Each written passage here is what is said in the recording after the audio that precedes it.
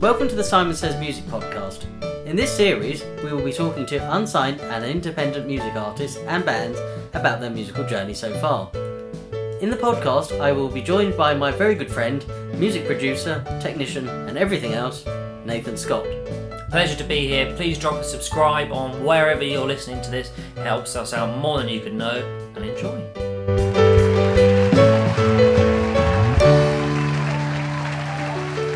Hey Nate, Harrison, how are you? Good, thank you, mate. How are you? You all right? Yeah, pretty good, thank you. Good, man. So tell us all, because I've only just gone into your music about 2-3 weeks ago, who you are and what music you play. So my name is Harrison Rimmer. I'm a singer-songwriter from the north of England. If you like Springsteen, Nirvana, with a bit of Johnny Cash and Marvin Gaye, I think I'm your guy. Awesome. A nice eclectic range there. Yes, my musical taste ranges from everything from obviously The Boss to the likes of Slayer, Bob Marley, even like some classical music. I also really love Motown, metal, pop, anything. Just play it and listen to it, you know. Awesome. So you say you're a songwriter yourself, I take it. And so you write your own material as well. So do you use the people who influenced you as influences to writing your own songs? Yeah. So what I like to try and do in my writing is I've never actually said this in an interview, but I'll give you a little Exclusive. Exclusive. What I like to do in my in any interviews, in any songwriting sessions, I like to try and include something that's impacted in my life, like a little one snippet phrase or like a word. There's some songs where I'm trying to think of a good example. For example, there's a song called Veins, which I put out. And the drum beat for that, I actually got from listening to a lot of James Brown. Ah, nice. But also listen to like Slayer and Nirvana. So try to combine the two worlds of that. I was trying to do like a shout out to funk, but also do the whole grunge rock kind of thing. No, I like that kind of amalgamation. That sounds amazing. It was a lot of fun to do. It's weird because it's the first time I actually sat in a studio by myself with a producer. I'm going to play the drums, I'm going to play the bass, I'm going to play the guitar, I'm going to sing on it, and then we're just going to run with it. And that was a whole 3 days of literally locking myself in a studio and just being left to my own devices to do whatever the hell I wanted. So you're quite musical then? I try my best to be. It's the motivation. I love music. Music is my life, and it's what I live to do. The difficulty I get is trying to switch off, you know. Yeah. So have you always been a musician then in your past life, but in your younger years? It was more when I turned 14, to be honest. When I was 5, I tried to play the violin, but to quote my parents, it sounded like I was killing a cat. So that was binned. But I found myself actually tapping the case more than actually playing the violin. So drums just came naturally to me when I started playing when I was 15. But guitar-wise, it was actually more my parents' encouragement, really. So my sister, when I was about 14, was playing the keyboard. And my dad was sat down with me in the foyer of this music school down the road from where I grew up. And he says to me, Harrison, play the guitar. I was like, nah, Dad, I want to be the best Pokemon master there is. Playing on my Game Boy Advance SP. It was Ruby at the time. Trying to get this Pokemon. I was trying to get a ground on at the time. And just played bass with, nah. Play drums, no. And this guy walks into the room. And this little man with a little mustache called Des. He sits down and he goes, will you teach my son how to play the guitar? He goes, yeah, sure, no worries. So he pulls me into the room to play the guitar. And the first song I remember picking up to learn was Rock Around the Clock. And the second I played that chord, I was like, boom. There we go. Awesome. Who are your favourite guitarists? I never asked that question. Right, okay. Yeah, no, it's good. So Kurt Cobain was a big influence on my playing. There's a guy, there's a lady from York called Frances Bolly. She's a great guitar player, and she can play funk, rock, and she just takes different styles and just like amplifies what she does. It's great. This is quite an old one. I like I can never say his damn name, but the lead guitarist from the Goo Goo Dolls, his use of tuning has always been a massive influence on me, to be honest. I've experimented more with tuning since watching him and learning his stuff, you know. I know the name, but I was just going to say I cannot remember his name. John something, isn't it? Nathan, do you know? No, I know the band. I don't know Yeah. their names. You know, I'm Yeah. terrible with names. So, Yeah, it's- experimenting with tuning. What sort of how have you found that, and what sort of tuning do you use? Ooh, I experiment across the board. My main tuning is obviously standard tuning, drop C sharp, dad gad, up D. Open E tuning is one I quite like at the moment. I've used that for a while. Open G is good. I'm just messing around with the pegs and just seeing what comes out. I realized about 5-6 years ago, I was getting stuck in a routine of putting a capo on one, playing the same 4 chords, and then did the same thing over and over again. I got bored, and then I discovered I could put all the strings into drop B and see what happens. And then just kind of devolved from that into just chaos and broken strings every few weeks. I was going to say, have you learned how to change strings quickly with all these other tunings? Yes, I also got given a nickname from some of my friends when I was touring called Fairy Fingers, because I break strings a lot. I get carried away playing. The problem is with me. Well, not the problem. Like, I get very enthusiastic when I play a gig. Like, I literally pour every ounce of my being into this on stage, and playing and writing. So when I play, I get carried away. I used to get really heavy in the playing, and strings just go. Yeah. It's always annoying when that happens. The worst ones. I was doing a ballad once. It's a really tender moment. I managed to get the crowd all quiet. So like, ooh, there's like a real vibe going on. It's like the pin drop moment, and literally, I palm muted a bit too hard, and the string went bah. Wow. Oh, but that was a good effect. It killed them with the mood. I was like, right, here's some Slayer.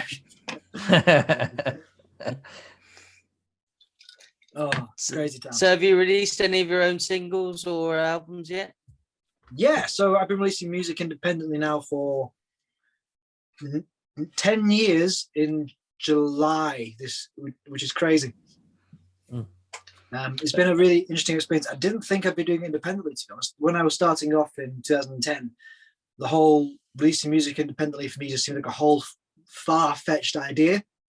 I mean, I've seen punk bands I've played with in the past do their own CDs and go buy my CD, but never thought of doing it online. It just seemed kind of weird. And then a friend of mine said, "Oh, you should sign up to AWOL." I was like, "What the hell's AWOL?" I said, "Just try it out, man. You'll thank me in the long run." So I signed up to it, put my first single out, Crossing the Line, and then the rest has been history, really. Just pumping out music as often as I can.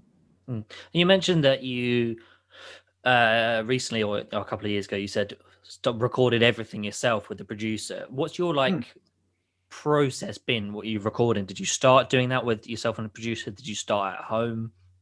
So I started off I can tell you, my first ever recording session was done in this very room.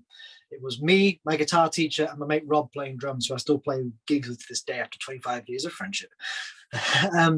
We sat in here with a Yamaha battered thing from the 90s mixing thing, and it was done like proper. It was like a live recording. We set up one microphone for vocals, one for guitar, one for drums, and that was it. And it's the most rawest gobshite you'll ever hear in your life, but we did it. We did it. And actually, I've got a box in here of my first little recording unit that I was ever given. It is. What is it? It's here you go. It is a Boss Micro BR. Wow, look at that. Retro. Oh, mate, this had some sick drum sounds on it.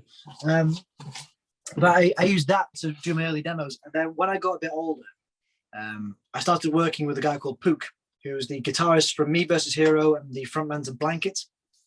And for me, that was a huge moment, because Me vs. Hero was the band from Blackpool you aspired to be like. And they got out there, they played slam dunk, they did all the stuff like that. And the first session we did was in the Blue Rooms in Blackpool, which is above a bar. It was like 6 flights of stairs in a very, very tiny room where the kitchen was covered in bins to the point where you couldn't actually walk in the room. There was no toilet seat. The engineering room was the size of a Portaloo. And but that session was so much fun. And then from that, we progressed to recording songs in living rooms, which was always hilarious. And eventually ended up in a studio. It took me a while to get to studios, like a proper studio. Do you find when you got to the studio, having recorded, everywhere else, how did you find that change? Did you feel like you learned from going almost like your own way in building up to it. Yeah, it's like I felt like I had some street cred, like a bit of dirt on my knuckles. You know what I mean? Like, I felt like Rocky been in the wilderness of Blackpool, like so being in shitty recording studios. And well, they weren't crap. They were really, honestly, they were some of the best experiences of my life was learning that, because I feel as though if you want to go into a studio, you need to have the experience of working in non-studio environments to understand your microphones, understand your voice and sound as well. Because I mean, my newer stuff has more harmony work in it than used to before, a lot more layers of guitar, and that's just come from cutting my teeth and really just trying to find my sound before being like, right, I'm going to go into a studio and invest this much money. Mm-hmm. How have you found working during the lockdown? Because obviously you can't go into studios and do your own thing, as it were. But I suppose you can go at home. Yeah, I've actually been utilizing this time to record my first album. So during lockdown, I've been talking to my friends from Germany, from Australia, from where I've been touring. Can you play on some songs? Even my friends in the UK, can you play bass on this? The entire album's been recorded like that, where I'd sit on a Zoom call, see them play, and I go, can you do this? And they go, yeah, no worries. And then we just like bash it out. And I go, right, perfect. Send it over. And then we'd work it up from that. And then I'd send that on to my producer. We'd then mix it and then master it. Wow. It's been this year, this entire for everyone, it's been the craziest time. And I found if you make use of the time to do something you wouldn't normally do, this is the time to do it. This is like, right now it's the Wild West. Zoom, I never thought in my lifetime we'd be in this situation where live streaming gigs would be the way to keep yourself going. Definitely. It's like, it's interesting seeing artists adapt and survive in all this, And how have you found that change? I describe it as Nicorette for smokers.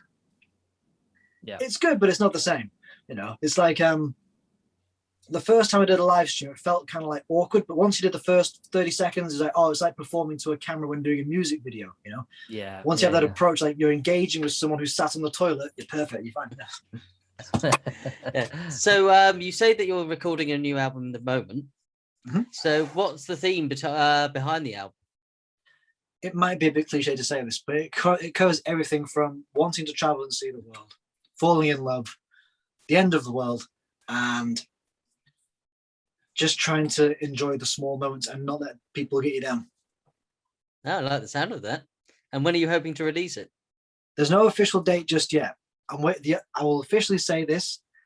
The songs have been mixed and mastered. I'm waiting on the artwork. And once that's done, everything falls into place. We're filming the first video in June. And then we're doing 3 or 4 singles for it. And this is the most I've just said on the album in a while. And then we'll roll it out probably 2022. Oh, nice.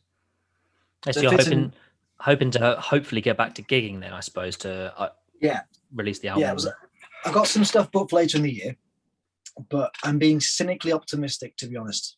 Honestly, chaps, I'm booking shows. One of them sold out, which is crazy.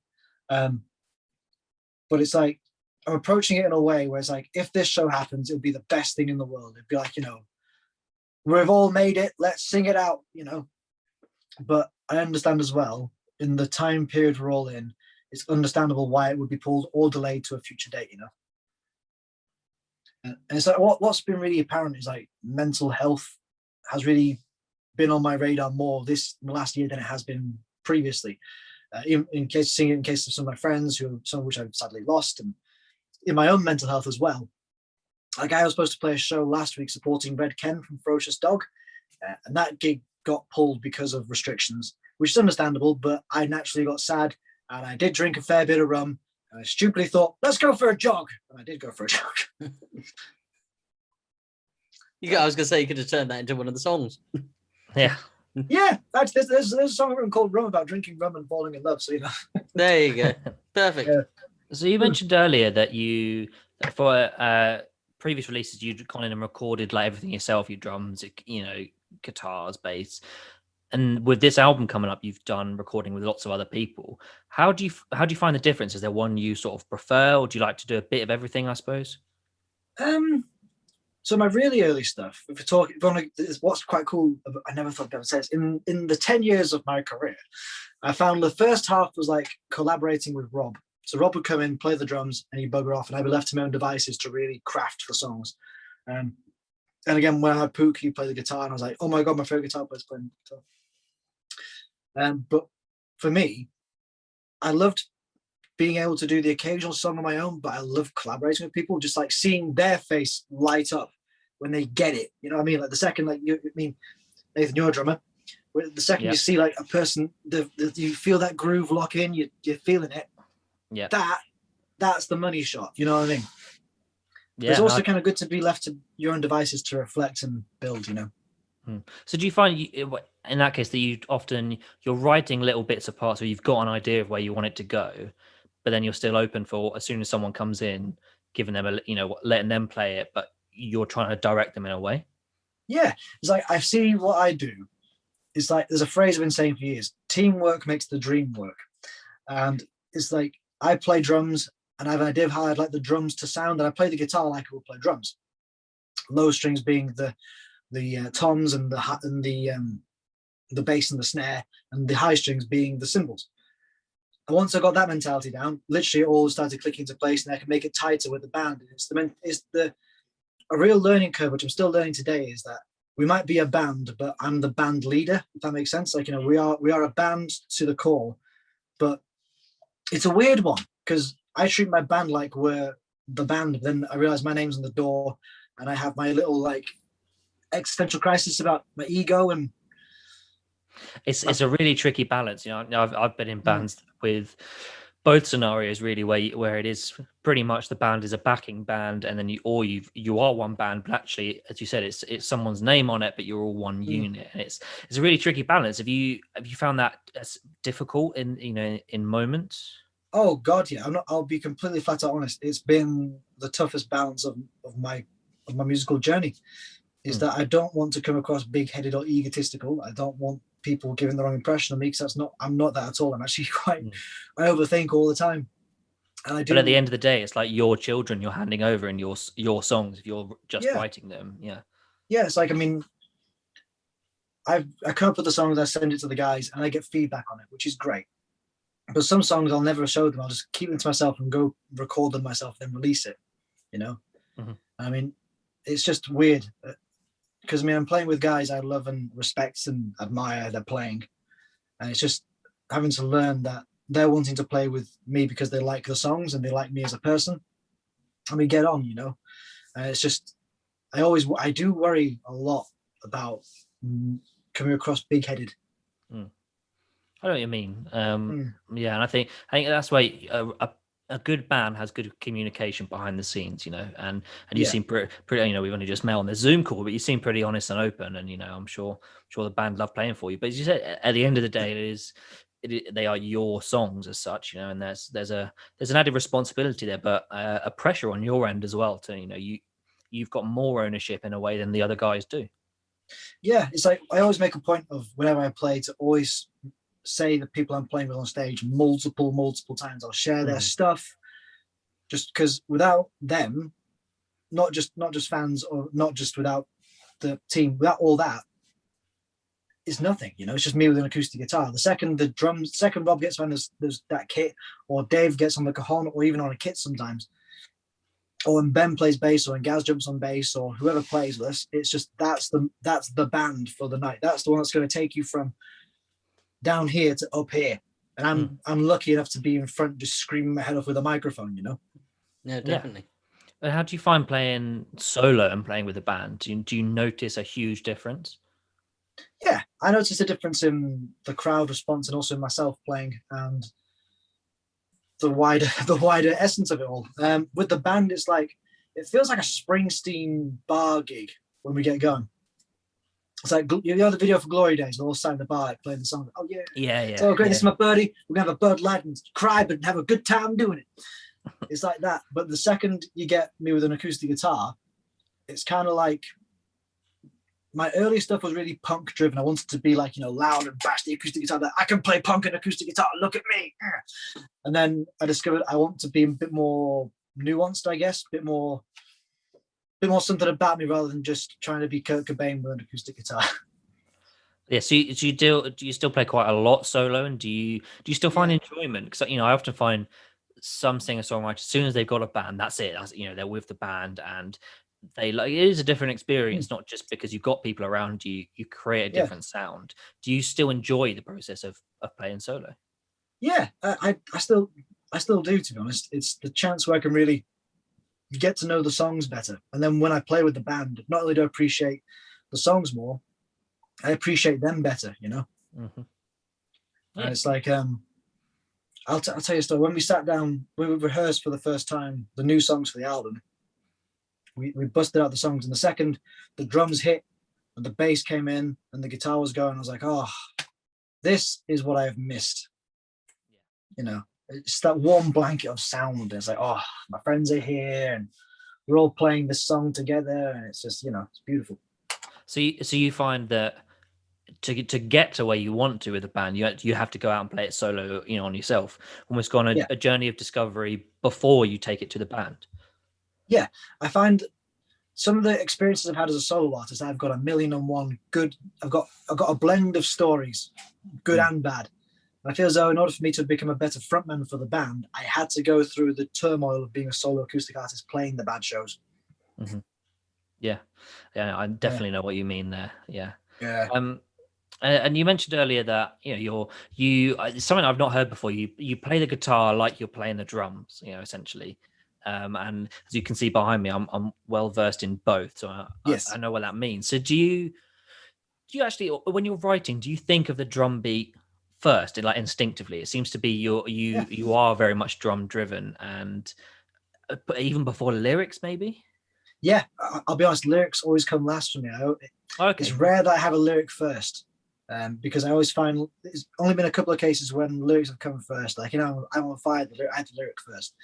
But I mean, other stuff, I always find if I can feel it and I can move a little bit to it, that's where the magic is. The second I feel a bit of a groove and I can bob my head or bob my feet, then it starts to stir the pot, Have you ever tried any alternative kinds of percussion then to record with? You have. What's your experience of like doing those sort of things? Weird. I'll tell you a story. I once actually played a drum machine by hand to a click track because I just thought, well, why not? Fair enough. Yeah. It was for. Do you know Chris Fye from Maulers? Yes. Yeah. It was for one of his solo songs. It was a demo. I don't think he's ever released it. I was produced it. I was like, Chris, I'm going to play the drum machines by hand now. Watch. I got a tambourine and shakers out. But percussion for me is like the best thing in the planet because you don't have to be the best at it. As long as you can hit it and it sounds good, you're on. It's more about a feeling than everything else, isn't it? You can really feel a guitar, but at some point you've got to actually get good at playing the guitar really and truly. Whereas you say percussion, anyone could really do it, not necessarily a full drum kit. That's a different beast. That's a different thing altogether. Yeah, but percussion. Yeah, have you tried experimenting, say, with fans playing percussion? Yes.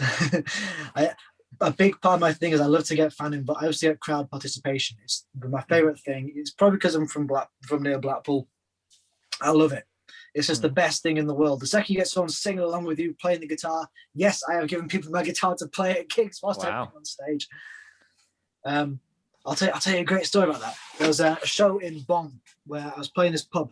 It was a 15th century pub, open rafters, right? I'm playing the guitar on a very heavy punk song called Roots, and it's the bit where I break the song down. It goes quite mellow, quite Nina Simone-ish, And right, who plays the guitar in this room? They're all German. And a couple of guys went, yeah? I was like, right, you, get it. He comes on stage. So, right, play these two notes back to back. So, so right, whilst doing that, I'm going to climb on the rafter. What? I'm going to go climb the roof. So I literally pulled myself up into the beam of this pub, and I'm sat on this rafter with a microphone. I said, right, hit the guitar harder. And that was one of my favorite stories. And I came off the roof eventually. Amazing. And that was in Germany, you said? I was in Germany. How did you find playing Germany, and you mentioned Australia earlier, like playing other countries compared to playing in England? It's the best experience because you get to see another side to it. When I play the UK, it's like, I love it to bits. It's where I'm from. It's very proud of the scene in the UK. There's so much diversity in this scene. It's incredible. When you go to Germany, all the experience you've had playing in the road, in the bars in the UK is tested and pushed to its limits in other countries, you know? Yeah, I mean, I've not done it myself. It's something I want to do, but Germany seems to have a very good live music scene and seem to be, I'd say, almost more receptive than the UK crowd can be. You know, They're very respectable. Yeah, and we've heard from a lot of people in the UK that they really struggle because people where they're from want covers and things like that. Whereas Germany, most stories I've heard is that they just want to hear what you have. Yeah. Is that what you found? Oh God, yeah. The first time I played in Germany was in a town called Wuppertal, which is a small town outside of Dusseldorf. It was a packed bar. I stood on stage with just a guitar and a microphone. And, right, this song's called Ripped Magazine. 1, 2, 3, go. And the entire room, it's weird. You feel like the room just was there. And then some guy came on stage and started jamming with me. I was like, holy hell, I've made it.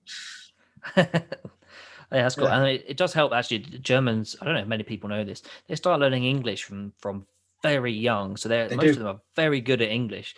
And a lot of the music they listen to is very, English influenced. So, do you find that helped? You didn't really feel like lost as such in the language?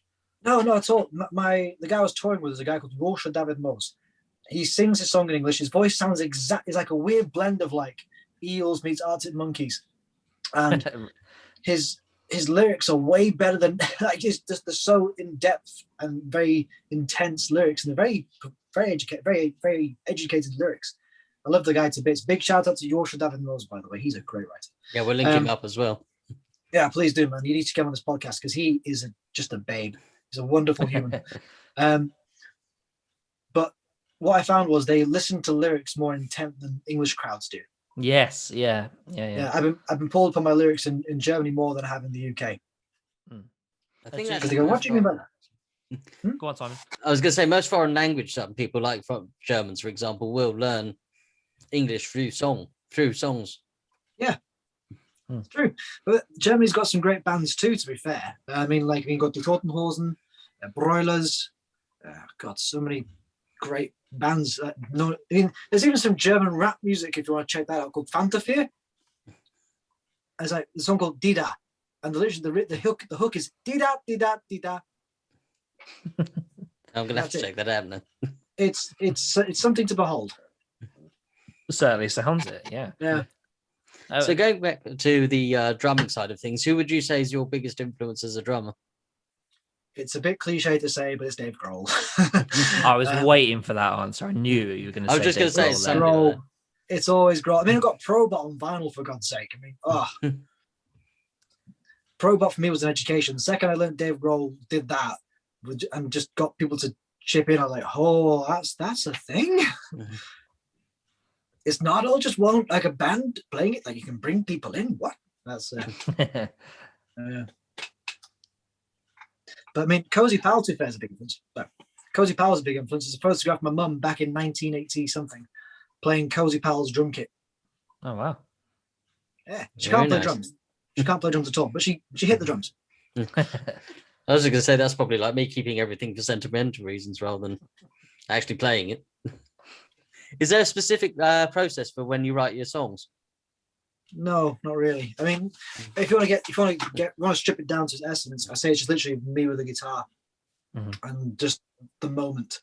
There's a song I wrote called Proud, which is on my latest EP called Broken String, plugging right there. Yeah, definitely.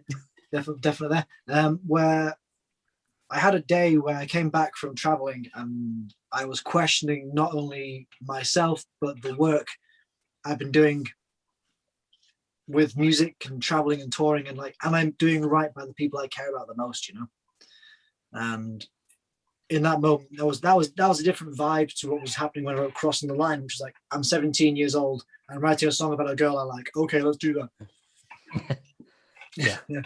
Typical teenage angst there. I find like when it feels like angst never really leaves you, it just sticks there and just matures a little bit like a really nasty cheese. But it's always there in the background, you know. Oh yeah. And I can happily pick up the guitar and just start screaming my head off and feel like I'm 17 again, no problem. Do you know how there's a reason I'm asking this? Do you know how Michael Jackson recorded his demos? I I actually Okay. don't. So this is something I think you would find really interesting. Is he was very similar to you in that he was beat first and sort of drumming, percussion, things like that's what he in a groove first was what he would pick up on. So what he would do, obviously in the old days it would be a tape recorder, he would get a microphone and he would start essentially almost beatboxing every single part. So like Billie Jean, there's a demo somewhere of him going dum dum and then going and he built every song he's ever written he built up by doing little vocal things like that just from beats and rhythms, and then translated it with his producer into actual music. That's something I think you should possibly try as someone who's so I'll have to give that a beat go. and percussion centric. I'll have to give that a go, man. That sounds really cool. I was going to say he's a genius. That's really clever.